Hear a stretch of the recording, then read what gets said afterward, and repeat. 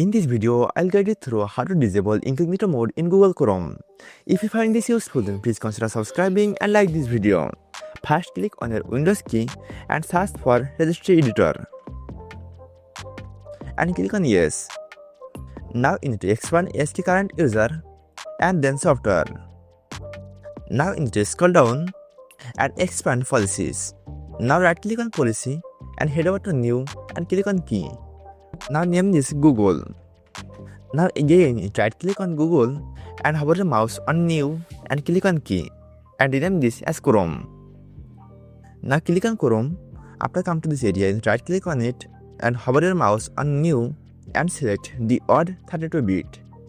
Now you need to rename this Incognito mode availability.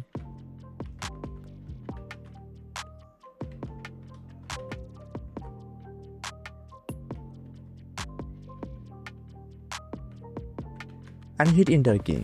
Now you need to double click on it and make the value 0 to 1 and hit OK. Then restart your computer. By following this tutorial, you can easily disable Incognito mode in Google Chrome.